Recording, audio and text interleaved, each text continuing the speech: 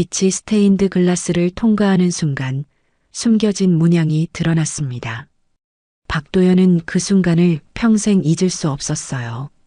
낡고 버려진 것 같던 시골 교회의 스테인드 글라스가 오후 햇살을 받아 신비로운 지도를 보여준 거였거든요. 하지만 아무도 몰랐습니다.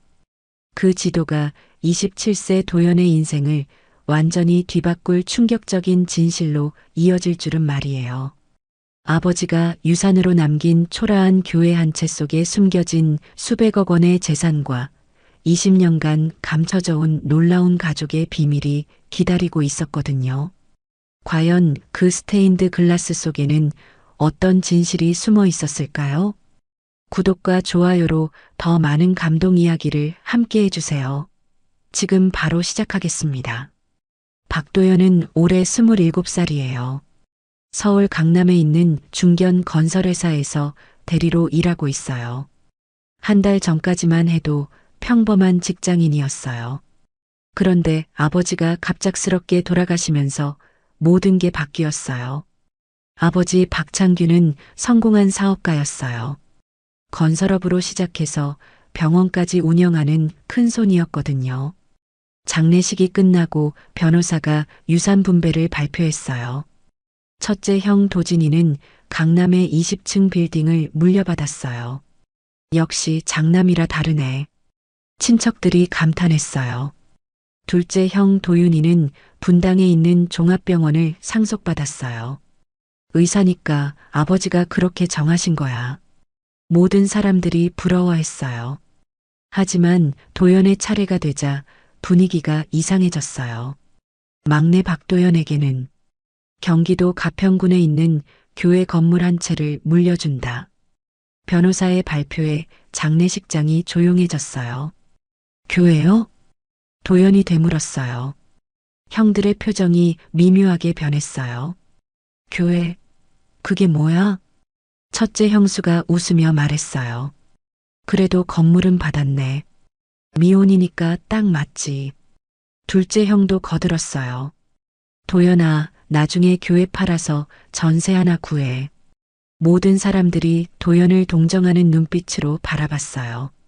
형들은 수백억 원짜리 유산을 받았는데 자신만 시골 교회라니. 어머니도 별로 관심을 보이지 않았어요. 도연아, 너는 아직 젊으니까 앞으로 스스로 잘 살아야 해. 도연은 서운했지만 내색하지 않았어요. 아버지가 분명한 이유가 있을 거라고 생각했거든요. 장례식이 끝나고 며칠 후 도연은 회사에 휴가를 내고 가평으로 향했어요. 아버지가 남긴 교회가 어떤 곳인지 궁금했어요. 대중교통으로 2시간을 달려서 도착한 곳은 한적한 시골 마을이었어요. 정말 이런 곳에 교회가 있나? 지도를 보며 찾아가니 작은 언덕 위에 교회가 보였어요. 하지만 첫인상은 실망스러웠어요. 이게 교회라고? 건물은 낡고 페인트도 벗겨져 있었어요. 문을 열고 들어가니 더욱 절망적이었어요. 먼지가 가득하고 거미줄이 여기저기 쳐져 있었어요. 예배당 안의 의자들은 대부분 부러져 있었어요. 강대상도 기울어져 있고 바닥에는 낙엽까지 쌓여 있었어요. 아버지가 왜 이런 걸 내게 남겼을까? 도연은 이해할 수 없었어요. 가장 눈에 띄는 건 정면에 큰 스테인드 글라스였어요. 하지만 그것도 곳곳에 금이 가 있어서 볼품 없었어요. 도연은 의자에 앉아서 한숨을 쉬었어요. 형들은 수백억짜리 유산을 받았는데 나는 이런 폐가를. 순간 억울함이 밀려왔어요. 어릴 때부터 형들에 비해 관심을 덜 받았다고 생각했는데 유산 분배에서도 차별을 받은 것 같았어요. 휴대폰을 꺼내서 부동산 앱을 확인해 봤어요. 이 지역 교회 건물의 시세는 기껏해야 23억 원 정도였어요. 형들 유산과는 비교도 안 되네. 도연은 더욱 서운해졌어요. 그때 휴대폰에 첫째 형에게서 카톡이 왔어요. 도연아, 교회 어때? 빨리 정리해서 팔아. 둘째 형도 메시지를 보냈어요. 우리도 바쁘니까 내가 알아서 처리해. 도연은 형들의 무관심에 화가 났어요. 자신들은 큰 유산을 받고도 막내는 신경도 쓰지 않는 거였어요. 교회 안을 둘러보며 도연은 어린 시절을 떠올려 봤어요. 아버지와 함께 교회에 간 기억이 희미하게 있었어요. 하지만 언제였는지, 어느 교회였는지 정확하지 않았어요. 다만 아버지가 뭔가 중요한 이야기를 했던 것 같았어요. 뭔가 놓치고 있는 건 아닐까? 도연은 다시 교회 안을 자세히 살펴봤어요. 하지만 특별해 보이는 건 없었어요. 낡은 성경책들과 부러진 의자들 뿐이었어요. 해가 지기 시작하자 도연은 교회를 나섰어요. 내일 부동산 중개업소에 가서 매물로 내놔야겠다. 하지만 마음 한편으로는 아쉬움이 남았어요. 아버지가 분명한 이유가 있어서 자신에게 이 교회를 남겼을 텐데. 버스 정류장으로 가는 길에 도연은 다시 한번 교회를 돌아봤어요. 석양에 물든 스테인드 글라스가 희미하게 빛나고 있었어요. 내일 한 번 더 와봐야겠다. 도연은 그렇게 결심하고 서울로 돌아갔어요. 집으로 돌아가는 버스 안에서 도연은 계속 생각했어요. 아버지가 정말 아무 이유 없이 이런 유산 분배를 했을까? 분명히 뭔가 의미가 있을 거였어요. 하지만 지금은 그것이 무엇인지 알 수 없었어요. 도연은 창밖을 바라보며 중얼거렸어요. 아버지, 정말 이유가 있는 거죠? 다음 날 도연은 다시 가평으로 향했어요. 이번에는 부동산 중개업소를 먼저 들러서 시세를 정확히 알아보려고 했어요. 교회 건물이요? 이 동네에서는 잘 안 팔려요. 부동산 중개업소 사장이 난색을 표했어요. 종교시설이라 용도 변경도 까다롭고 워낙 외진 곳이라서요. 사장의 말에 도연의 마음이 더욱 무거워졌어요. 그럼 얼마 정도에 나갈까요? 도연이 조심스럽게 물어봤어요. 글쎄요. 2억도 힘들 것 같은데요. 사장의 답변에 도연은 한숨이 나왔어요. 형들이 받은 유산과 비교하면 정말 초라한 금액이었어요. 일단 생각해보고 연락드릴게요. 부동산 중개업소를 나온 도연은 무거운 마음으로 교회를 향했어요. 어제보다 더 우울한 기분이었어요. 교회에 도착해서 문을 열자 어제와 똑같은 모습이었어요. 먼지와 거미줄, 그리고 쓸쓸한 분위기. 정말 이게 다인가?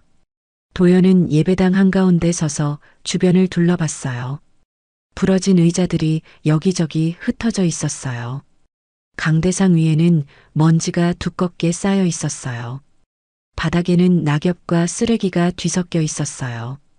정말 오랫동안 관리되지 않은 모습이었어요. 도연은 의자를 하나 바로 세우고 앉았어요. 아버지는 왜 이런 곳을 내게 남기신 걸까? 어린 시절부터 아버지와의 관계를 떠올려 봤어요. 형들에 비해 관심을 덜 받았다고 느꼈던 기억들이 났어요. 첫째 형은 아버지와 함께 사업 이야기를 자주 했어요. 둘째 형은 의대에 진학할 때 아버지가 무척 자랑스러워 했어요. 하지만 자신은 그런 특별한 관심을 받아본 기억이 없었어요. 나는 그냥 막내였을 뿐이야. 도연은 쓸쓸한 마음으로 스테인드 글라스를 바라봤어요. 여러 색깔의 유리 조각들이 모여서 만든 큰 작품이었어요. 하지만 곳곳에 금이 가 있어서 완전한 모습은 아니었어요. 이것도 수리하려면 돈이 많이 들겠네. 도연은 교회를 팔기로 마음을 굳혔어요. 더 이상 여기에 매달려 있을 이유가 없었어요. 휴대폰을 꺼내서 부동산 중개업소에 전화를 걸려고 했어요. 그때 교회 밖에서 누군가의 목소리가 들렸어요. 거기 누구 계세요? 나이 든 남성의 목소리였어요.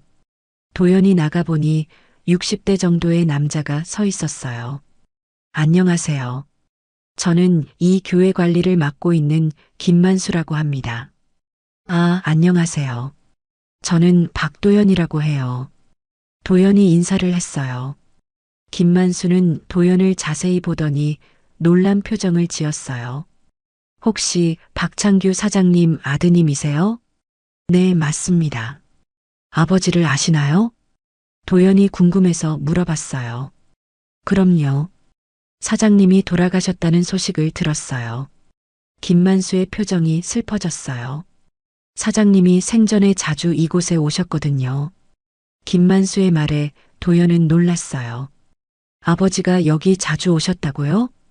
네, 특히 혼자 계실 때 이곳에서 오랫동안 기도하셨어요. 도연은 아버지가 이 교회에 특별한 의미를 두고 있었다는 걸 깨달았어요. 혹시 왜 그러셨는지 아세요? 김만수는 잠시 망설이더니 대답했어요. 사장님이 개인적인 이야기는 많이 안 하셨어요.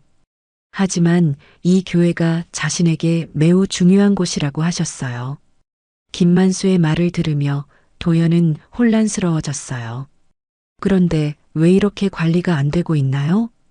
도연이 교회의 상태를 보며 물어봤어요. 사장님이 돌아가신 후로는 관리비가 끊어져서요. 김만수가 미안한 표정으로 말했어요. 제가 할 수 있는 선에서 청소라도 하려고 했는데 김만수는 정말 미안해했어요. 도연은 김만수의 성의를 알 수 있었어요. 아니에요. 고생 많으셨어요. 혹시 아버지가 특별히 남기신 말씀이나 물건이 있나요? 도연이 마지막 희망을 걸고 물어봤어요. 김만수는 잠시 생각하더니 주머니에서 뭔가를 꺼냈어요. 사장님이 돌아가시기 전에 이걸 꼭 막내 아드님께 전해달라고 하셨어요. 그것은 낡은 열쇠 꾸러미와 작은 수첩이었어요. 도연은 그것들을 받으며 가슴이 뛰었어요. 이게 뭔가요? 정확히는 모르겠지만 사장님이 매우 중요하다고 하셨어요. 도연은 수첩을 펼쳐봤어요. 아버지의 글씨로 뭔가가 적혀 있었어요. 하지만 햇빛이 너무 강해서 글씨가 잘 보이지 않았어요. 교회 안에서 봐야겠네요. 김만수와 함께 교회 안으로 들어갔어요. 도연은 수첩을 자세히 들여다봤어요. 첫 페이지에는 이렇게 적혀 있었어요. 도연아, 진실은 빛이 비칠 때 드러난다. 도연은 수첩을 들고 스테인드 글라스 아래로 다가갔어요. 자연광에서 아버지의 글씨를 더 자세히 읽고 싶었거든요. 도연아, 진실은 빛이 비칠 때 드러난다. 첫 번째 문장을 다시 읽으며 도연은 이상한 기분이 들었어요. 다음 페이지를 넘기자 더 많은 글이 나타났어요. 내가 어릴 때 이곳에서 한 약속을 기억하니? 도연은 머리를 쥐어짰어요. 어린 시절 아버지와 교회에 온 기억이 희미하게 떠올랐어요. 언제였을까요? 도연이 초등학교 저학년이었을 때 같았어요. 그날도 지금처럼 햇살이 좋은 날이었어요. 아버지가 갑자기 아빠와 드라이브 갈까? 라고 제안했었어요. 형들은 모두 학원에 갔고 도연만 혼자 집에 있었어요. 어디 가는데요? 특별한 곳이야. 아빠에게 중요한 곳이지. 아버지가 신비롭게 말했던 기억이 났어요. 차를 타고 한참을 달렸어요. 도연은 창밖 풍경을 보며 신기해했어요. 아빠, 여기가 어디예요? 곧 알게 될 거야. 도착한 곳이 바로 이 교회였어요. 그때는 지금보다 훨씬 깨끗하고 아름다웠어요. 스테인드 글라스도 온전했고 의자들도 가지런히 놓여 있었어요. 예배당 안은 고요하고 신성한 느낌이었어요. 아버지는 도연의 손을 잡고 맨 앞자리에 앉았어요. 도연아, 아빠가 중요한 이야기를 해줄게. 어린 도연은 아버지의 진지한 표정에 놀랐어요. 평소에 장난스럽던 아버지와는 다른 모습이었어요. 이곳은 아빠에게 매우 특별한 곳이야. 아버지가 스테인드 글라스를 가리키며 말했어요. 저 유리창을 봐. 햇빛이 들어오면 얼마나 아름다운지. 정말로 오후 햇살이 스테인드 글라스를 통과하며 무지개 빛을 만들고 있었어요. 와, 진짜 예뻐요. 어린 도연이 감탄했어요. 아버지가 도연을 무릎에 앉히고 말했어요. 도연아, 빛은 거짓말을 하지 않는다. 빛이 거짓말을 안 해요? 어린 도연이 고개를 갸우뚱했어요. 그래. 빛은 항상 진실을 보여주지. 아버지의 목소리가 따뜻했어요. 언젠가 내가 힘들 때 이곳을 기억해. 그때 빛이 너에게 진실을 보여줄 거야. 어린 도연은 무슨 말인지 정확히 이해하지 못했어요. 하지만 아버지의 진심은 느낄 수 있었어요. 약속해. 아빠가 없어도 이곳을 잊지 않겠다고. 아버지가 새끼손가락을 내밀었어요. 네, 약속해요. 도연도 새끼손가락을 걸고 약속했어요. 그 후 아버지와 함께 교회 곳곳을 둘러봤어요. 아버지는 이곳저곳을 자세히 보여주며 설명했어요. 여기가 성가대석이고 저기가 강대상이야. 그리고 저 뒤쪽이 사무실이고. 아버지는 마치 이 교회의 모든 것을 다 알고 있는 것 같았어요. 어린 도연은 아버지가 목사인 줄 알았어요. 아빠도 목사예요? 아니야, 아빠는 그냥 이곳을 사랑하는 사람이야. 집으로 돌아가는 길에 아버지가 말했어요. 도연아, 오늘 일은 우리 둘만의 비밀이야. 형들한테 말하면 안 돼요? 응, 아직은 안 돼. 나중에 때가 되면 알게 될 거야. 어린 도연은 아버지와의 특별한 비밀이 생긴 게 좋았어요. 네, 비밀로 할게요. 하지만 시간이 지나면서 그 기억은 점점 흐려졌어요. 아버지도 더 이상 그 이야기를 꺼내지 않았어요. 도연은 학교 생활과 공부에 바빠지면서 교회를 완전히 잊어버렸어요. 그저 아버지와 어딘가 놀러간 추억 정도로만 기억했어요. 지금 다시 이곳에 서서 그때를 떠올리니 모든 게 생생했어요. 아버지의 따뜻한 손, 진지한 목소리, 그리고 그 약속. 아빠가 없어도 이곳을 잊지 않겠다고. 도연은 자신도 모르게 중얼거렸어요. 김만수가 도연의 표정을 보며 물어봤어요. 뭔가 기억나시는 게 있나요? 네, 어릴 때 아버지와 이곳에 온 기억이 나요. 도연이 대답했어요. 그때 아버지가 뭔가 중요한 이야기를 하셨는데 도연은 수첩의 다음 페이지를 넘겼어요.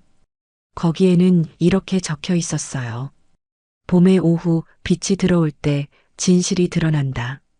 도연은 그 문장을 보며 아버지의 목소리가 들리는 것 같았어요.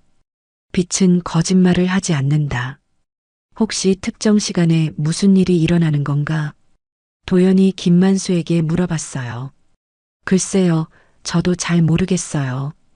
김만수도 고개를 저었어요. 도연은 수첩의 마지막 페이지를 확인했어요. 내일 오후 3시, 빛이 가장 아름다울 때 와라. 그 밑에는 작은 글씨로 이렇게 적혀 있었어요. 내가 찾고 있던 답이 거기 있다. 도연의 가슴이 빨리 뛰기 시작했어요. 아버지가 남긴 메시지가 분명했어요. 내일 오후 3시에 이곳에 와야 한다는 것. 그때 뭔가 중요한 일이 일어날 거라는 것. 도연은 수첩을 다시 한번 자세히 읽어봤어요. 아버지의 메시지가 점점 더 궁금해졌어요. 김 집사님, 혹시 아버지가 이 교회에서 특별한 일을 하신 적 있나요? 도연이 김만수에게 물어봤어요. 김만수는 잠시 망설이는 듯한 표정을 지었어요. 사장님이 개인적인 일은 많이 말씀 안 하셨어요. 하지만 가끔 혼자 오셔서 기도를 하시거나 교회 이곳저곳을 살펴보셨어요. 김만수가 조심스럽게 대답했어요. 특히 어떤 곳을 살펴보셨나요? 도연이 더 구체적으로 물어봤어요. 주로 저 스테인드 글라스 주변이요. 김만수가 정면의 큰 유리창을 가리켰어요. 오후에 햇빛이 들어올 때 유독 오래 바라보셨어요. 김만수의 말에 도연은 아버지의 수첩 내용이 떠올랐어요. 혹시 제가 내일 오후 3시에 여기 와도 될까요? 도연이 부탁했어요. 물론이죠. 사장님 아드님이시니까요.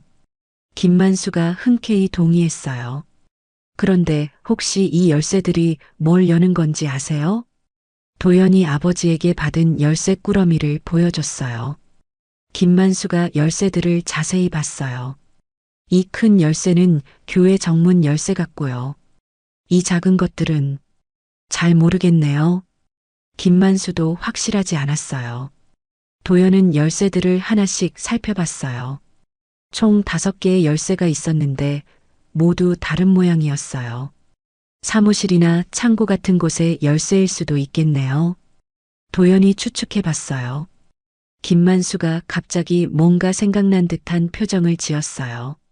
아, 그러고 보니 사장님이 이상한 말씀을 하신 적이 있어요. 어떤 말씀이요? 도연이 관심 있게 물어봤어요. 언젠가 이 교회에는 보이지 않는 방이 하나 더 있다고 하셨어요. 김만수의 말에 도연은 깜짝 놀랐어요. 보이지 않는 방이요? 네, 저도 무슨 뜻인지 몰라서 그냥 넘어갔는데. 도연은 교회 안을 다시 둘러봤어요. 겉보기에는 예배당과 뒤쪽 사무실밖에 없어 보였어요. 혹시 지하실이나 다락방 같은 게 있나요? 도연이 물어봤어요. 지하실은 없는 걸로 알고 있어요. 김만수가 고개를 저었어요. 다락방은? 글쎄요, 가본 적이 없어서 모르겠어요. 김만수도 확실하지 않았어요.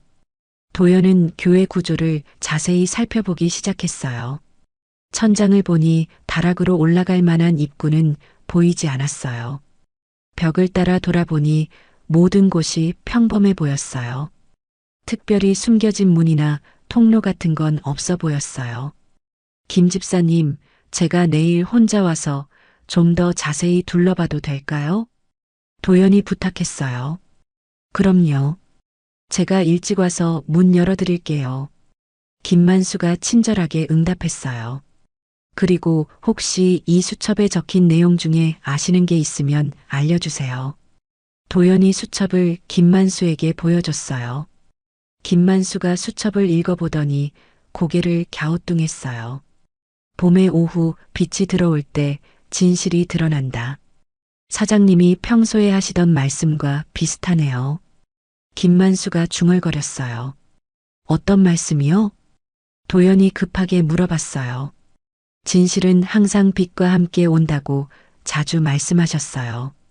김만수가 기억을 더듬어 봤어요. 그리고 때가 되면 모든 것이 밝혀질 것이다라고도 하셨고요.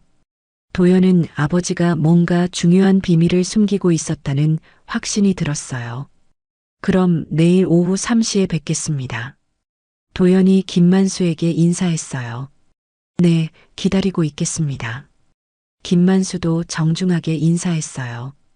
교회를 나서는 도연의 마음은 복잡했어요. 아버지가 남긴 수수께끼가 점점 더 궁금해졌어요. 버스를 기다리면서 도연은 수첩을 다시 읽어봤어요. 내일 오후 3시, 빛이 가장 아름다울 때 와라. 내가 찾고 있던 답이 거기 있다. 아버지가 도대체 무슨 답을 남겨놓았을까요? 도연은 내일이 빨리 오기를 바랐어요. 20년 넘게 궁금했던 아버지의 비밀을 알 수 있을지도 몰랐어요. 서울로 돌아가는 버스 안에서 도연은 계속 생각했어요. 왜 아버지는 형들에게는 이런 수수께끼를 남기지 않았을까? 왜 유독 자신에게만 이 교회와 수첩을 남겼을까? 분명히 특별한 이유가 있을 거였어요. 도연은 창밖을 바라보며 중얼거렸어요. 내일이면 모든 게 밝혀지겠지. 집에 도착한 도연은 아버지의 수첩을 책상 위에 올려놓았어요. 그리고 아버지와의 어린 시절 추억을 다시 한번 떠올려 봤어요. 빛은 거짓말을 하지 않는다. 아버지의 그 말이 무슨 의미였는지 내일이면 알 수 있을 거였어요. 도연은 설렘과 불안이 섞인 마음으로 잠자리에 들었어요. 내일 오후 3시가 자신의 인생을 바꿀 순간이 될지도 몰랐거든요. 다음 날 도연은 평소보다 일찍 일어났어요. 오후 3시까지 기다리는 시간이 너무 길게 느껴졌거든요. 아침을 먹으면서도 계속 아버지의 수첩을 들여다봤어요. 봄의 오후 빛이 들어올 때 진실이 드러난다. 이 문장이 도대체 무슨 의미일까요? 도연은 온종일 그 생각만 했어요. 회사에 전화해서 오늘도 휴가를 썼어요. 가족 일로 급한 일이 생겨서요. 점심을 먹고 나서 도연은 가평으로 출발했어요.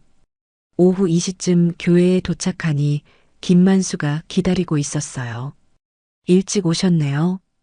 김만수가 반갑게 인사했어요. 너무 궁금해서 기다릴 수가 없었어요. 도연이 솔직하게 말했어요. 함께 교회 안으로 들어가니 어제와 똑같은 모습이었어요. 하지만 오늘은 뭔가 다른 기분이 들었어요. 지금 시간이 어떻게 되죠? 도연이 시계를 확인했어요. 2시 30분이네요. 30분 정도 더 기다려야겠어요. 김만수가 대답했어요. 도연은 예배당 앞자리에 앉아서 스테인드 글라스를 바라봤어요. 어린 시절 아버지와 함께 앉았던 바로 그 자리였어요. 김 집사님, 혹시 이 스테인드 글라스에 특별한 의미가 있나요? 도연이 물어봤어요. 글쎄요, 일반적인 종교적 의미는 있겠지만, 김만수도 확실하지 않았어요. 사장님이 유독 이 유리창을 자주 보셨다고 하셨죠? 도연이 다시 확인했어요. 네, 특히 오후 시간대에 햇빛이 들어올 때요. 김만수가 고개를 끄덕였어요. 시간이 흘러 오후 2시 50분이 되었어요. 도연은 점점 긴장되기 시작했어요. 이제 10분 남았네요. 도연이 중얼거렸어요. 그때 교회 창문으로 햇빛이 들어오기 시작했어요. 평소보다 밝고 따뜻한 햇살이었어요. 오후 3시가 되자 햇빛이 스테인드 글라스를 정면으로 비쳤어요. 여러 색깔의 빛이 예배당 바닥에 투영되었어요. 와, 정말 아름답네요. 도연이 감탄했어요. 하지만 특별한 일은 일어나지 않았어요. 그냥 평범한 스테인드 글라스의 모습이었어요. 혹시 뭔가 보이시나요? 김만수가 물어봤어요. 아직은 별로. 도연이 실망스럽게 대답했어요. 하지만 도연은 포기하지 않고 더 자세히 관찰했어요. 스테인드 글라스의 모든 부분을 꼼꼼히 살펴봤어요. 그러다가 뭔가 이상한 점을 발견했어요. 빛이 유리를 통과하면서 바닥에 만드는 패턴이 특이했어요. 저기 보세요. 도연이 김만수를 불렀어요. 바닥에 투영된 빛의 모양이 뭔가 의미 있어 보였어요. 마치 화살표나 방향을 가리키는 것 같았어요. 정말 특이하네요. 김만수도 신기해했어요. 도연은 그 빛이 가리키는 방향을 따라가 봤어요. 스테인드 글라스 바로 아래쪽 벽을 향하고 있었어요. 혹시 저 벽에 뭔가 있을까요? 도연이 벽에 다가가서 만져봤어요. 겉보기에는 평범한 벽이었어요. 하지만 자세히 보니 다른 부분과 색깔이 조금 달랐어요. 이 부분이 좀 이상하네요. 도연이 벽의 한 부분을 두드려 봤어요. 다른 곳과 소리가 달랐어요. 뭔가 비어 있는 것 같은 소리였어요. 혹시 이 뒤에 공간이 있는 건 아닐까요? 도연이 김만수에게 물어봤어요. 김만수도 벽을 두드려 봤어요. 정말 소리가 다르네요. 도연은 아버지가 준 열쇠들을 꺼냈어요. 혹시 이 벽 어딘가에 숨겨진 자물쇠가 있을지 몰랐어요. 벽을 자세히 살펴보니 작은 구멍이 하나 보였어요. 먼지와 페인트로 거의 가려져 있어서 잘 안 보였지만요. 여기 뭔가 있어요. 도연이 흥분해서 말했어요. 작은 열쇠 중 하나를 구멍에 넣어 봤어요. 정확히 맞아떨어졌어요. 열쇠를 돌리자 딸칵 소리가 났어요. 그러자 벽의 일부가 조금씩 열리기 시작했어요. 어머나! 김만수가 놀라며 소리쳤어요. 정말로 숨겨진 문이었어요. 벽 뒤로 좁은 통로가 나타났어요. 정말 비밀 공간이 있었네요. 도연이 감탄했어요. 통로는 아래쪽으로 이어져 있었어요. 마치 지하로 내려가는 계단 같았어요. 들어가 봐도 될까요? 도연이 김만수에게 물어봤어요. 사장님이 남기신 거니까 들어가 보셔야죠. 김만수도 동의했어요. 도연은 휴대폰 손전등을 켜고 조심스럽게 통로로 들어갔어요. 계단이 지하로 이어져 있었어요. 김 집사님도 함께 가세요. 도연이 김만수를 불렀어요. 두 사람은 조심스럽게 계단을 내려갔어요. 지하에는 작은 방이 하나 있었어요. 방 안에는 큰 금고와 몇 개의 상자가 놓여 있었어요. 오랫동안 사용하지 않은 것 같았지만 깨끗하게 정리되어 있었어요. 와, 정말 비밀방이 있었네요. 도연이 놀라며 말했어요. 금고 앞에는 편지 한 통이 놓여 있었어요. 도연에게라고 적혀 있었어요. 도연은 떨리는 손으로 편지를 집어들었어요. 아버지가 직접 쓴 편지였어요. 드디어 이곳을 찾았구나. 편지의 첫 문장이었어요. 이제 내가 알아야 할 진실을 모두 알려주겠다. 도연의 심장이 빨리 뛰기 시작했어요. 과연 이 지하방에는 어떤 비밀이 숨겨져 있을까요? 도연은 아버지의 편지를 조심스럽게 펼쳤어요. 지하방의 희미한 불빛 아래에서 글씨를 읽기 시작했어요.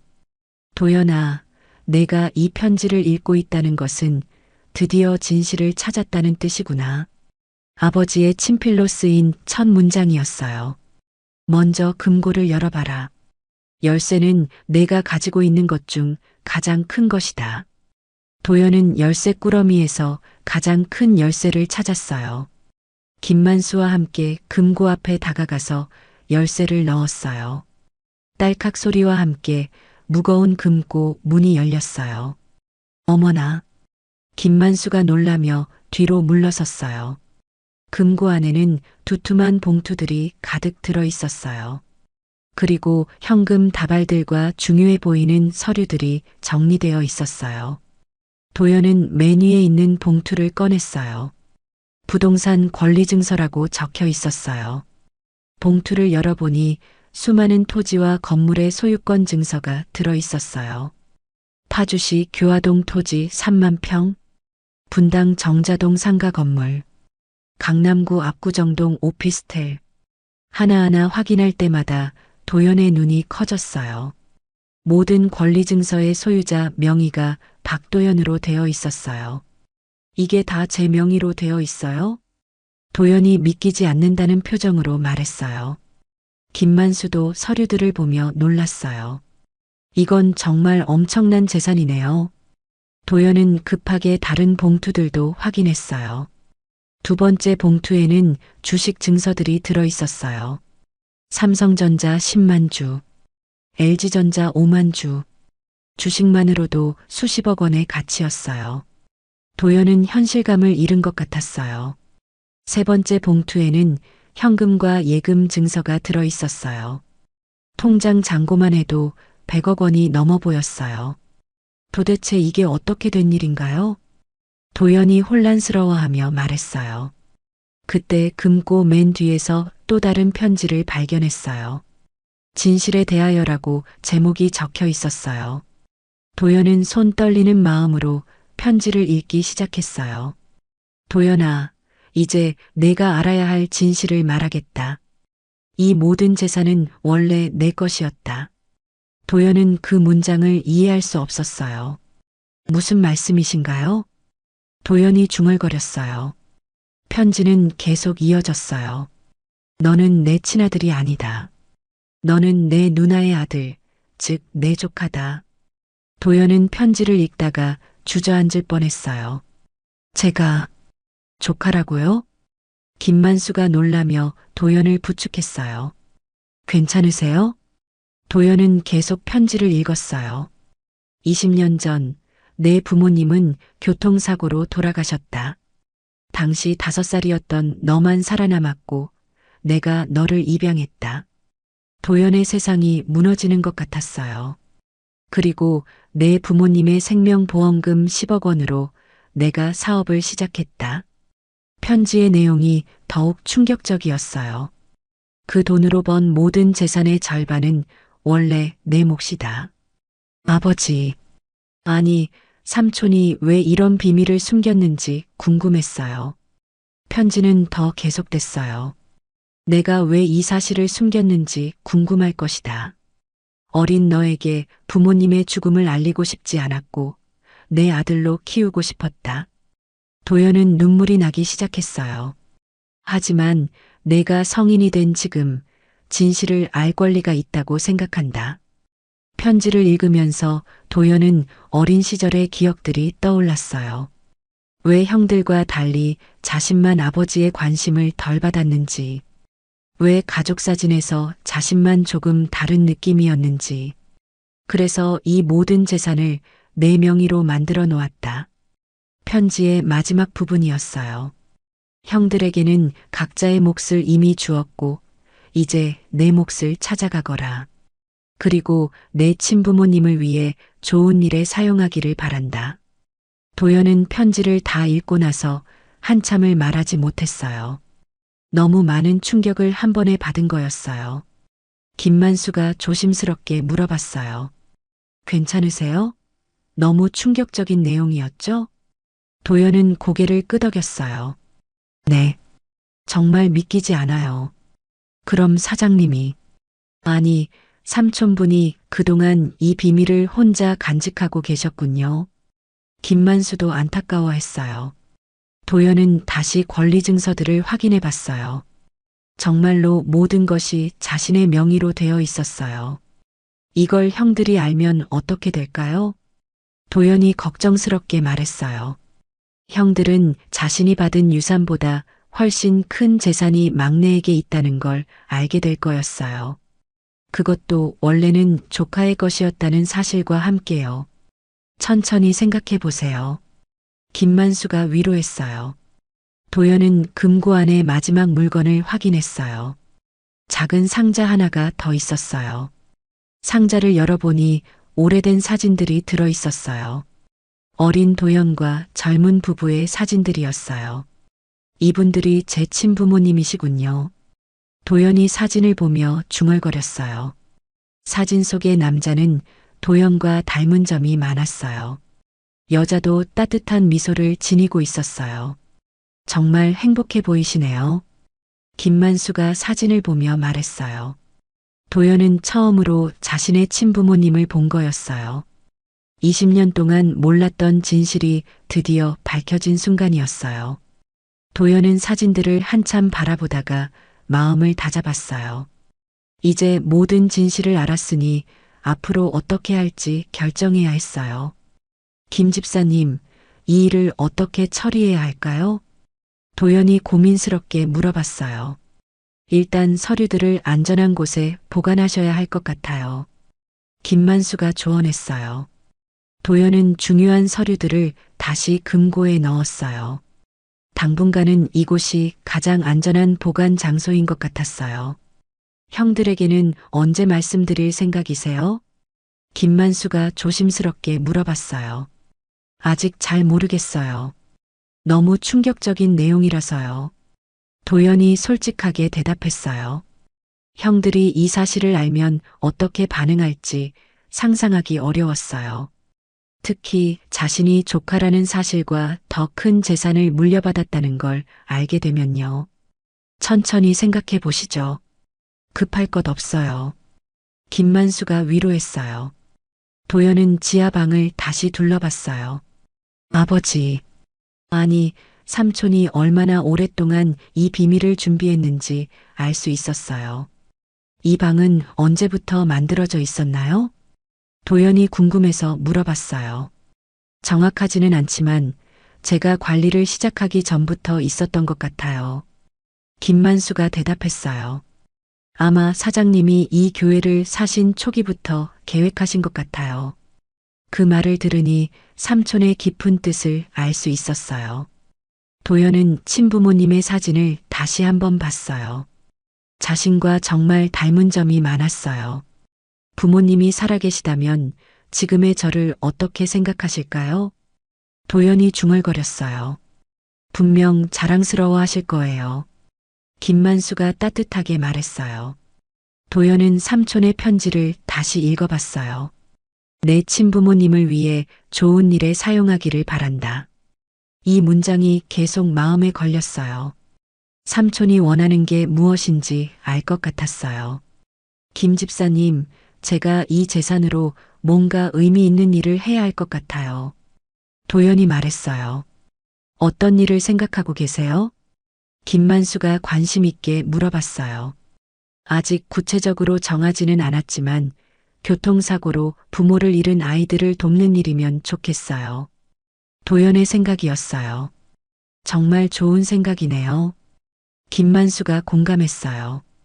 두 사람은 지하방에서 나와 다시 예배당으로 올라왔어요. 스테인드 글라스를 통해 들어오는 햇빛이 여전히 아름다웠어요. 이제 이 교회의 의미를 알겠어요. 도연이 스테인드 글라스를 바라보며 말했어요. 삼촌이 왜 이곳을 특별하게 여기셨는지 이해가 돼요. 이곳은 단순한 교회가 아니라 도연의 뿌리와 진실이 숨겨진 곳이었어요. 앞으로 이 교회는 어떻게 하실 생각이세요? 김만수가 물어봤어요. 일단 원래대로 복원하고 싶어요. 도연이 말했어요. 그리고 나중에는 제가 계획하는 일의 본부로 사용할 수도 있을 것 같아요. 도연의 마음속에 새로운 계획이 생기고 있었어요. 교회를 나서는 길에 도연은 김만수에게 부탁했어요. 당분간은 오늘 일을 비밀로 해주세요. 물론이죠. 사장님. 아니, 도연 씨가 준비될 때까지 기다리겠어요. 김만수가 약속했어요. 서울로 돌아가는 버스 안에서 도연은 많은 생각을 했어요. 자신의 정체성이 완전히 바뀐 하루였어요.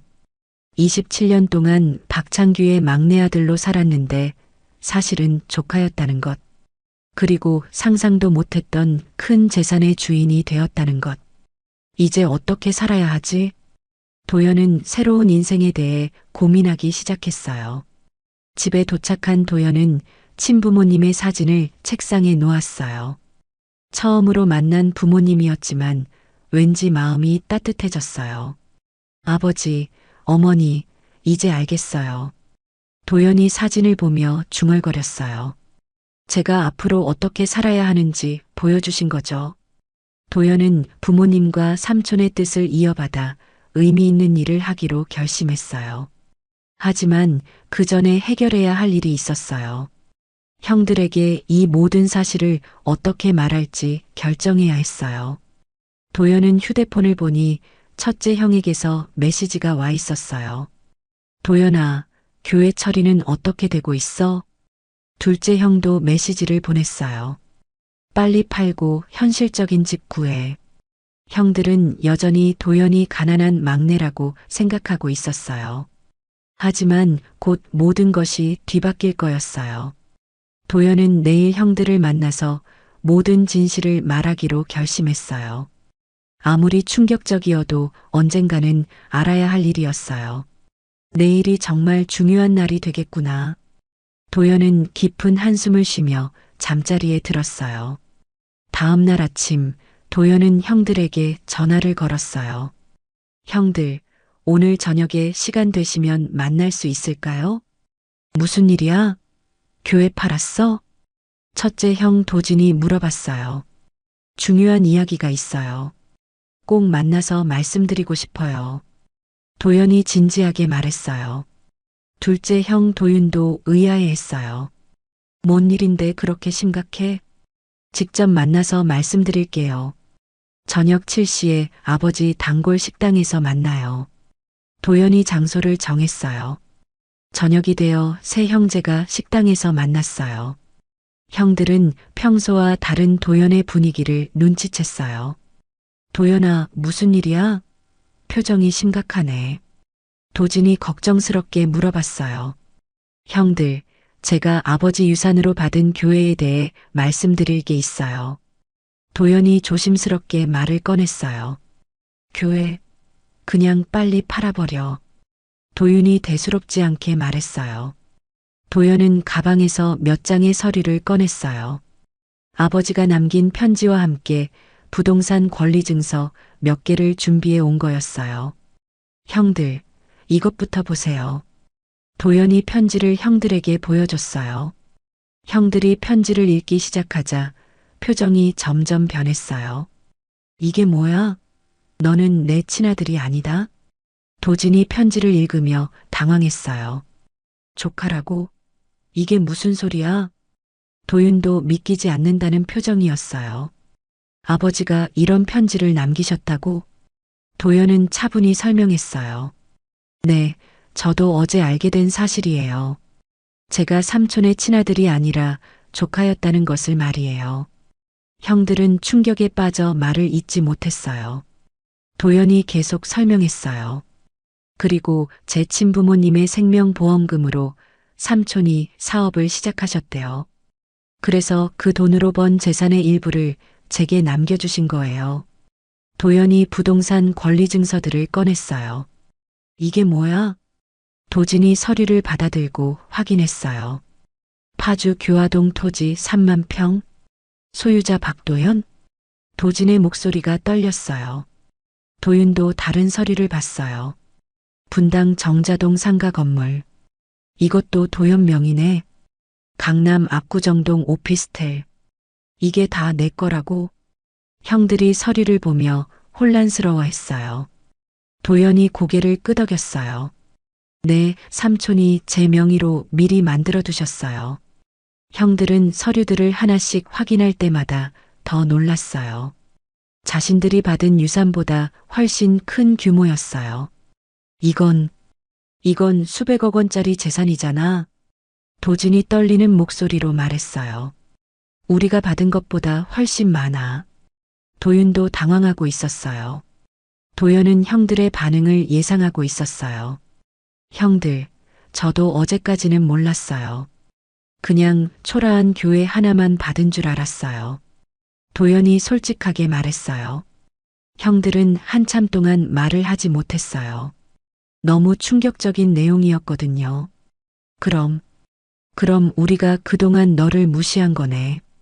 도진이 미안한 표정을 지었어요. 막내라고 함부로 대한 것도. 도윤도 후회하는 듯 했어요. 도연은 형들을 위로했어요. 형들이 모르셨으니까 당연한 거예요. 저도 제가 조카인 줄 몰랐으니까요. 도연의 말에 형들은 더욱 복잡한 심정이 되었어요. 아버지가 왜 이런 비밀을 숨기셨을까? 도진이 의문을 표했어요. 편지에 보면 저를 친아들처럼 키우고 싶으셨대요. 도연이 아버지의 마음을 전했어요. 그리고 어린 저에게 부모님의 죽음을 알리고 싶지 않으셨고요. 형들은 아버지의 깊은 사랑을 느낄 수 있었어요. 그래도 너무 큰 비밀이었어. 도윤이 한숨을 쉬었어요. 도연은 마지막으로 중요한 이야기를 꺼냈어요. 형들, 제가 이 재산을 혼자 쓸 생각은 없어요. 무슨 말이야? 형들이 의아해했어요. 친부모님의 뜻에 따라 의미 있는 일에 사용하고 싶어요. 도연의 진심이 담긴 말이었어요. 그리고 형들도 함께 참여해 주셨으면 해요. 도연이 형들을 바라보며 말했어요. 형들은 도연의 말에 감동받았어요. 이런 큰 재산을 혼자 차지하려 하지 않는 동생이 대견했어요. 도연아, 미안해. 도진이 진심으로 사과했어요. 우리가 그동안 너를 너무 무시했어. 도윤도 반성하고 있었어요. 도연은 형들을 안아주며 말했어요. 이제 진짜 가족이 되어봐요. 그날 밤 세 형제는 오랫동안 이야기를 나눴어요. 과거의 오해도 풀고 앞으로의 계획도 세워봤어요. 비록 혈연 관계는 달랐지만 진정한 가족의 의미를 깨달은 하루였어요. 며칠 후 도연은 형들과 함께 다시 가평의 교회를 찾았어요. 형들도 직접 그 비밀의 방을 보고 싶어 했거든요. 정말 이런 곳이 숨겨져 있었구나. 도진이 지하방을 보며 감탄했어요. 아버지가 얼마나 오래 준비하셨을까? 도윤도 놀라워했어요. 세 형제는 함께 금고를 다시 열어봤어요. 어제 도연이 보여준 서류들 외에도 더 많은 것들이 있었어요. 여기 또 다른 편지가 있네. 도진이 금고 깊숙한 곳에서 봉투를 하나 더 발견했어요. 도연도 처음 보는 편지였어요. 도진이 편지를 펼쳐서 읽기 시작했어요. 도진, 도윤에게. 너희들도 이제 진실을 알게 되었구나. 도연이는 너희의 친동생이 아니라 사촌동생이다. 형들이 이미 알고 있는 내용이었어요. 하지만 편지는 더 중요한 내용을 담고 있었어요. 하지만 혈연보다 더 중요한 것은 마음이다. 도연이는 너희들에게 진정한 동생이었고 앞으로도 그럴 것이다. 아버지의 깊은 뜻을 알 수 있는 문장이었어요. 편지는 계속 이어졌어요. 내가 도연이에게 더 많은 재산을 남긴 이유는 그의 부모님 몫이기 때문이다. 하지만 너희들도 충분히 받았으니 서로 원망하지 말기를 바란다. 아버지는 형제 간의 갈등을 걱정하고 계셨어요. 그리고 도연이가 그 재산으로 좋은 일을 할 수 있도록 도와주어라. 마지막 당부였어요. 도윤이 편지를 다 읽고 나서 말했어요. 아버지가 정말 깊이 생각하셨구나. 우리 사이에 갈등이 생길까봐 걱정하셨네. 도진도 아버지의 마음을 이해했어요. 도연은 형들에게 미안한 마음이 들었어요. 형들, 제가 이렇게 많이 받아서 죄송해요. 무슨 소리야? 원래 내 부모님 것이었으니까 당연한 거야. 도진이 도연을 위로했어요. 오히려 우리가 미안해. 그동안 너를 제대로 챙기지 못해서. 도윤도 반성하고 있었어요. 그때 금고에서 또 다른 상자를 발견했어요. 도연의 과거라고 적혀 있었어요. 상자를 열어보니 더 많은 사진들과 영상 테이프가 들어 있었어요. 도연의 친부모님과 관련된 추억들이었어요. 이건 내 돌잔치 영상이야. 도진이 비디오 테이프를 보며 말했어요. 친부모님이 얼마나 너를 사랑하셨는지 알 수 있겠네. 도윤도 감동받은 표정이었어요. 도연은 처음으로 자신의 친부모님이 움직이는 모습을 볼 수 있었어요. 영상 속에서 부모님은 정말 행복해 보였어요. 저를 정말 사랑하셨구나. 도연이 눈물을 흘리며 말했어요. 상자 밑에는 또 다른 중요한 서류가 있었어요. 교통안전재단 설립 계획서라고 적혀 있었어요. 이게 뭐야? 형들이 서류를 함께 봤어요. 아버지가 미리 준비해둔 재단 설립 계획서였어요. 교통사고로 부모를 잃은 아이들을 돕는 재단이었어요. 와, 아버지가 이것까지 준비하셨네. 도연이 놀라며 말했어요. 계획서에는 구체적인 사업 내용도 적혀 있었어요. 장학금 지원, 심리치료 지원, 생활비 지원 등이었어요. 그리고 여기 보면 너희들 역할도 정해져 있어. 도연이 형들 부분을 가리켰어요. 도진은 법무 담당, 도윤은 의료 담당으로 되어 있었어요. 아버지는 세 아들이 함께 일하길 바라셨던 거였어요. 아버지가 우리 셋이 함께 일하는 걸 꿈꾸셨구나. 도진이 감동받아 말했어요. 그럼 정말 재단을 만들어 볼까? 도윤이 제안했어요. 도연은 그 제안에 적극 동의했어요. 네, 꼭 해보고 싶어요. 친부모님과 삼촌의 뜻을 이어받는 일이잖아요. 세 형제는 아버지의 계획서를 보며 구체적인 논의를 시작했어요. 재단 이름은 어떻게 할까? 도진이 물어봤어요. 도연이 제안했어요. 함께하는 희망재단이면 어떨까요? 좋네. 혼자가 아니라 함께한다는 의미가 있어. 형들도 동의했어요. 그날 세 형제는 오랫동안 재단 설립에 대해 이야기했어요. 각자의 전문 분야를 살려서 체계적으로 운영하기로 했어요. 이제 진짜 한 가족이 된 것 같아. 도연이 형들을 바라보며 말했어요. 맞아. 혈연이 아니어도 마음으로 이어진 진짜 가족이야. 도진이 동의했어요.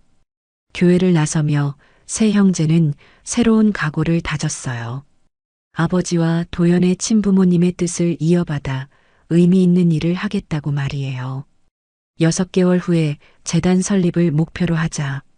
도윤이 구체적인 일정을 제안했어요. 그럼 우리 모두 준비해야겠네. 도연도 의욕에 찼어요. 그날 이후 세 형제의 관계는 완전히 달라졌어요. 과거의 서열과 무시는 사라지고 진정한 협력자가 되었어요. 재단 설립을 준비하던 중 갑작스러운 소식이 들려왔어요. 첫째 형 도진의 건설 사업이 큰 위기에 처한 거였어요. 도연아, 큰일 났어. 도진이 급하게 전화를 걸어왔어요. 무슨 일이에요, 형? 도연이 놀라며 물어봤어요. 내가 투자한 개발 사업이 전부 무산됐어.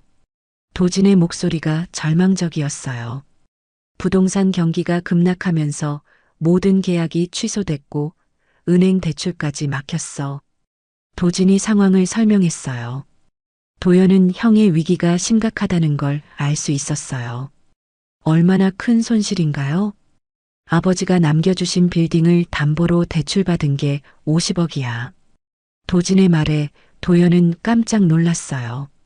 그럼 빌딩을 잃을 수도 있다는 말씀이세요? 그럴 가능성이 높아. 은행에서 조만간 경매 신청할 거야. 둘째 형 도윤의 상황도 마찬가지였어요. 병원 확장 사업에 과도하게 투자했다가 실패한 거였어요. 내 병원도 위험해. 도윤이 도연에게 털어놨어요. 최신 장비 구입하고 새 건물 지으려고 대출을 너무 많이 받았어. 도윤도 절망적인 상황이었어요. 코로나 이후 환자 수가 급격히 줄어들면서 매출이 반토막 났어. 이대로 가면 병원 문 닫아야 할지도 몰라. 형들의 위기 소식을 들은 도연은 마음이 무거웠어요. 재단 설립을 함께 준비하던 형들이 이런 어려움에 처했다니. 며칠 후 형들과 형수들이 모두 도연의 집으로 찾아왔어요. 표정들이 모두 어두웠어요. 도연아, 우리가 부탁할 게 있어. 도진이 조심스럽게 말을 꺼냈어요. 무슨 부탁이세요? 도연이 물어봤어요. 내가 가진 교회 땅, 그거라도 팔아서 우리 빚을 좀 도와줄 수 없을까? 첫째 형수가 간절하게 말했어요. 도연은 당황했어요. 형들이 아직도 자신의 진짜 재산 규모를 모르고 있었거든요. 형수님, 교회 하나로는 큰 도움이 안 될 텐데요. 도연이 조심스럽게 말했어요. 둘째 형수도 나섰어요. 그래도 23억이라도 있으면 당장 급한 불은 끌 수 있어. 제발 도와줘, 도연아. 도윤이 고개를 숙이며 부탁했어요. 도연은 고민에 빠졌어요. 이제 진실을 말해야 할 때인 것 같았어요. 형들, 사실 말씀드릴 게 있어요. 도연이 진지한 표정으로 말했어요. 제가 받은 유산이 교회만이 아니에요. 도연의 말에 형들이 의아해했어요. 도연은 가방에서 부동산 권리 증서들을 꺼냈어요. 지난번에 보여준 것보다 더 많은 서류들이었어요. 이게 다 뭐야? 형수들이 서류를 보며 놀랐어요. 파주 땅 3만 평, 분당 상가 건물, 강남 오피스텔. 도진이 서류를 읽으며 경악했어요. 이게 다 내 명의로 되어 있다고? 도윤도 믿기지 않는다는 표정이었어요. 도연이 고개를 끄덕였어요. 네, 삼촌이 제 명의로 미리 만들어 두셨어요. 형수들의 표정이 급변했어요. 그럼 이건 수백억 원짜리 재산이잖아. 우리가 이런 어려움에 처해 있는데 왜 진작 말하지 않았어? 첫째 형수가 화를 내기 시작했어요. 둘째 형수도 목소리를 높였어요. 가족이 망하게 생겼는데 혼자만 부자 행세하려고? 도연은 형수들의 반응에 당황했어요. 그게 아니에요. 저도 며칠 전에 알게 된 일이고. 하지만 형수들은 들으려 하지 않았어요. 며칠 전에 알았으면 바로 말했어야지. 우리가 이렇게 고생하고 있는데. 형수들의 비난이 계속됐어요. 형들도 복잡한 표정이었어요. 동생이 자신들보다 훨씬 많은 재산을 가지고 있다는 사실에 충격받았어요. 도연아, 정말 이게 다 내 거야? 도진이 조심스럽게 물어봤어요. 네, 하지만 제가 혼자 쓸 생각은 없어요. 도연이 해명했어요. 원래 재단 설립하려고 했잖아요.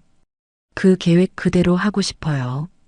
도연의 말에 형수들이 더욱 화를 냈어요. 재단이 뭐가 급해? 지금 가족이 망하게 생겼는데. 첫째 형수가 소리쳤어요. 당장 이 재산 팔아서 우리 빚부터 갚아야지. 둘째 형수도 요구했어요. 도연은 형수들의 욕심에 실망했어요. 가족의 위기라는 명목으로 자신의 재산을 요구하는 모습이 안타까웠어요. 형수님들, 이 재산은 제 친부모님의 것이었어요. 도연이 차분히 설명했어요. 함부로 쓸 수 없는 소중한 의미가 있어요. 하지만 형수들은 귀담아 듣지 않았어요. 친부모가 뭐가 중요해. 지금 가족이 더 중요하지. 욕심에 눈이 먼 형수들의 모습이었어요. 그날 밤 큰 말다툼이 벌어졌어요. 형수들은 도연이 가족을 외면한다고 비난했어요. 도연은 자신이 도와주고 싶지만 올바른 방법으로 하고 싶다고 말했어요. 하지만 형수들은 이해하려 하지 않았어요. 결국 그날은 아무런 결론을 내리지 못하고 헤어졌어요. 도연은 가족 간의 갈등에 깊은 상처를 받았어요. 그날 밤 도연은 잠을 이루지 못했어요. 형수들의 차가운 시선과 비난의 말들이 계속 머릿속을 맴돌았어요. 다음 날 아침 도연은 형들에게 각각 전화를 걸었어요. 형, 어제 일로 마음이 무거워요. 한 번 더 만나서 이야기해요. 도진은 조심스럽게 대답했어요. 도연아, 어제 형수가 너무 심했지. 미안해. 아니에요, 형. 이해해요. 급한 상황이니까요. 도연이 형을 위로했어요. 도윤도 비슷한 반응이었어요. 우리 집사람이 너무 흥분했어. 용서해줘. 그날 저녁, 이번에는 형들만 만나기로 했어요. 형수들은 빼고 세 형제만의 진솔한 대화가 필요했어요. 도연아, 우리가 어제 너무 당황했어. 도진이 먼저 사과했어요. 내가 그렇게 큰 재산을 가지고 있을 줄 꿈에도 몰랐거든. 도윤도 솔직하게 말했어요. 도연은 형들의 마음을 이해했어요. 형들, 저도 혼란스러워요. 갑자기 이런 큰 재산의 주인이 되니까 어떻게 해야 할지 모르겠어요. 도연의 진심이 담긴 고백이었어요. 도진이 조심스럽게 물어봤어요. 그럼 정말 우리를 도와줄 생각은 없는 거야? 도연은 잠시 생각하다가 대답했어요. 형들을 돕고 싶어요. 하지만 조건이 있어요. 무슨 조건? 형들이 관심 있게 물어봤어요. 제가 원래 계획했던 재단을 먼저 만들어요. 도연이 첫 번째 조건을 말했어요. 그리고 형들이 그 재단에서 전문성을 살려서 일해주세요. 두 번째 조건이었어요. 형들은 도연의 제안을 진지하게 들었어요. 재단에서 일하면서 우리 빚도 해결할 수 있다는 말이야? 네, 재단 운영진으로 적정한 급여를 드릴 수 있어요. 도연이 구체적으로 설명했어요. 그리고 형들의 사업도 재단과 연계해서 다시 시작할 수 있을 거예요. 도연의 계획이 점점 구체화되고 있었어요. 도진이 관심을 보였어요. 어떻게 연계한다는 거야? 형은 법무 전문가니까 재단의 법률 업무를 맡아주세요. 도연이 도진에게 제안했어요. 그리고 법무법인도 재단과 함께 운영하면 안정적인 수입이 생길 거예요. 도진의 눈이 반짝였어요. 도윤에게도 비슷한 제안을 했어요. 형은 재단에서 의료 지원 업무를 담당해 주세요. 교통사고 피해자들의 치료와 재활을 전문으로 하는 병원으로 특화하는 거예요. 도윤도 그 아이디어에 흥미를 느꼈어요. 그럼 우리가 재단에서 일하면서 각자의 전문 분야도 살릴 수 있다는 거네? 도진이 이해했어요. 맞아요. 단순히 돈을 받는 게 아니라 의미 있는 일을 함께 하는 거예요. 도연의 진정성이 느껴졌어요. 하지만 형들은 여전히 걱정이 있었어요. 그런데 당장 급한 빚은 어떻게 하지? 도연이 미리 준비한 답을 했어요. 재단 설립 자금으로 형들의 급한 빚부터 정리해 드릴게요. 대신 천천히 갚아주시면 돼요. 이자도 받지 않을게요. 도연의 제안에 형들은 감동받았어요. 도연아, 정말 고마워. 도윤이 눈물을 글썽였어요. 우리가 너를 무시하고 함부로 대했는데 이렇게 도와주다니. 도진도 미안한 마음이 컸어요. 도연은 형들을 안심시켰어요. 형들은 제 가족이에요. 당연히 도와야죠. 하지만 앞으로는 진짜 동등한 파트너로 일해요. 도연이 마지막 조건을 제시했어요. 더 이상 형 동생 관계가 아니라 사업 파트너로요. 형들이 그 의미를 이해했어요. 도진이 손을 내밀었어요. 좋아, 파트너. 도윤도 악수에 참여했어요. 우리 세 명이 진짜 팀이 되는 거네. 그날 밤 세 형제는 구체적인 계획을 세웠어요. 재단 설립 준비부터 각자의 역할 분담까지. 도연은 형들에게 마지막으로 당부했어요. 형수님들께 설명해 주세요. 이게 단순한 도움이 아니라 새로운 시작이라고요. 형들도 동의했어요. 며칠 후 형수들도 도연의 진심을 이해하게 되었어요. 처음에는 섭섭해했지만 장기적으로 더 좋은 계획이라는 걸 알았어요. 도연아, 어제는 우리가 너무 급했어. 미안해. 첫째 형수가 사과했어요. 앞으로 재단 일도 우리가 도울게. 둘째 형수도 적극적으로 참여하겠다고 했어요. 도연은 가족들의 변화된 모습에 만족했어요. 드디어 진정한 가족이 된 것 같았어요. 이제 정말 새로운 시작이네요. 도연이 환하게 웃으며 말했어요. 그날부터 세 형제는 본격적으로 재단 설립을 준비했어요. 과거의 갈등은 모두 잊고 새로운 미래를 향해 나아가기 시작했어요. 아버지와 친부모님의 뜻을 이어받아 의미 있는 일을 하게 된 거였어요. 6개월 후 가평에 낡았던 교회는 완전히 새로운 모습으로 변했어요. 깨진 스테인드 글라스는 원래 모습대로 복원되었고 부러진 의자들도 모두 새 것으로 바뀌었어요. 오늘은 함께하는 희망 재단 개소식이 열리는 날이었어요. 교회 앞 마당에는 많은 사람들이 모여 있었어요. 도연은 정장을 차려입고 개소식 준비를 점검하고 있었어요. 형들, 준비는 다 됐나요? 도진은 재단의 법무이사로 참석했어요. 네, 모든 법적 절차도 완료됐고 등록증도 받았어요. 도윤은 의료의사로서 의료 지원 프로그램을 준비했어요. 피해자 치료 프로그램도 다음 주부터 시작할 수 있어요. 어머니도 오늘 행사에 참석했어요. 6개월 전과는 완전히 다른 표정이었어요. 도연아, 정말 대견하다. 어머니가 도연의 어깨를 토닥이며 말했어요. 아버지가 살아계시면 얼마나 자랑스러워 하셨을까. 어머니의 눈가가 촉촉해졌어요. 형수들도 재단 운영에 적극 참여하고 있었어요. 첫째 형수는 사무 업무를, 둘째 형수는 홍보 업무를 맡았어요. 도연 씨, 언론사분들 도착하셨어요. 첫째 형수가 알려줬어요. 오늘 개소식에는 여러 언론사와 관련 기관 사람들이 참석했어요. 교통사고 유가족 단체 대표들도 와 있었어요. 오후 2시 드디어 개소식이 시작됐어요. 도연이 재단 대표로서 인사말을 했어요. 안녕하세요. 함께하는 희망 재단 대표 박도연입니다. 도연의 목소리가 마이크를 통해 전해졌어요. 이 재단은 20년 전 교통사고로 돌아가신 제 친부모님의 뜻을 이어받아 만들어졌습니다. 참석자들이 진지하게 들었어요. 교통사고로 가족을 잃은 아이들이 홀로 서기까지 함께하겠습니다. 도연의 다짐이 진심으로 전해졌어요. 도진도 법무이사로서 인사말을 했어요. 저희는 단순한 금전 지원이 아닌 종합적인 도움을 제공하겠습니다. 도윤은 의료 지원 계획을 발표했어요. 피해자들의 신체적, 정신적 치료를 전문적으로 지원하겠습니다.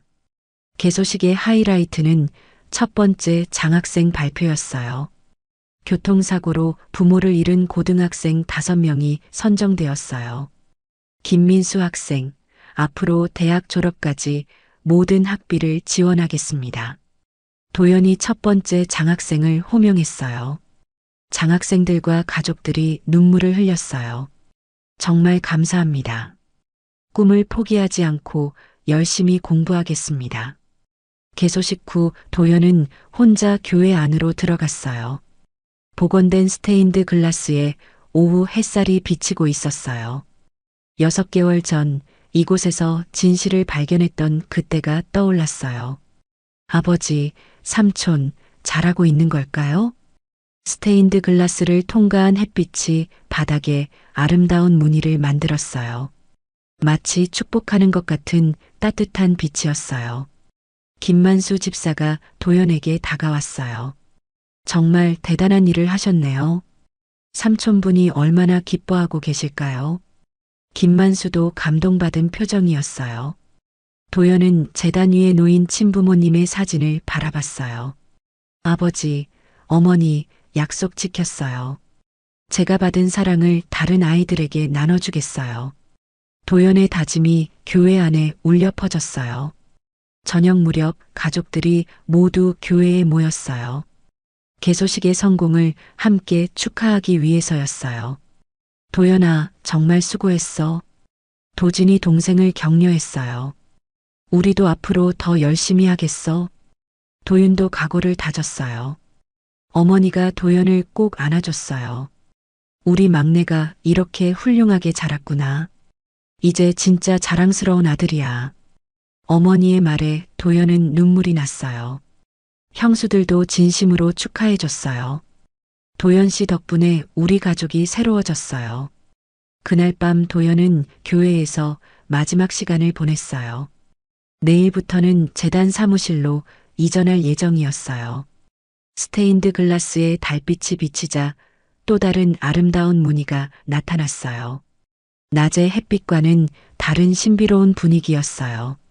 도연은 6개월 전 이곳에서 느꼈던 감정을 떠올렸어요. 절망과 분노에서 시작된 여정이 희망과 사랑으로 끝났어요. 빛은 거짓말을 하지 않는다. 삼촌이 어릴 때 했던 말이 떠올랐어요. 정말로 빛이 모든 진실을 드러내 주었어요. 그리고 그 진실이 새로운 희망의 시작이 되었어요. 도연은 마지막으로 스테인드 글라스에 감사 인사를 했어요. 고마워요. 저에게 진짜 가족의 의미를 알려주셔서. 다음 날부터 재단은 본격적인 활동을 시작했어요. 도연과 형들은 진정한 파트너가 되어 함께 일했어요. 6개월 후 재단의 첫 번째 성과 보고회가 열렸어요. 장학생 10명, 치료 지원 100명, 생활비 지원 200가정. 진실은 결국 드러난다. 그리고 사랑은 피가 아니라 마음으로 이어진다. 도연의 마지막 내레이션이 따뜻하게 울려 퍼졌어요. 햇빛이 스테인드 글라스를 통과하며 만든 무늬처럼 도연의 삶도 아름다운 빛으로 다른 사람들을 비추고 있었어요. 여러분, 오늘의 이야기 어떠셨나요? 빛이 스테인드 글라스를 통과하는 순간 숨겨진 문양이 드러났습니다. 도연이 발견한 건 단순한 지도가 아니었어요. 20년간 감춰진 가족의 진실과 혈연을 넘어선 진짜 사랑의 의미였죠. 초라한 교회 하나가 수백억 원의 재산보다 더 큰 보물을 안겨준 감동적인 이야기였습니다. 진실은 결국 드러나고 사랑은 피가 아니라 마음으로 이어집니다. 도연처럼 받은 사랑을 나누며 살 때 진정한 행복을 찾을 수 있어요. 여러분에게도 숨겨진 가족의 이야기나 뜻밖의 발견이 있으셨다면 댓글로 공유해 주세요. 작은 친절이 큰 기적을 만드는 이야기들이 더 많은 사람에게 희망이 될 수 있거든요. 좋아요와 구독으로 더 많은 감동 이야기를 함께 해주세요. 오늘도 감사합니다.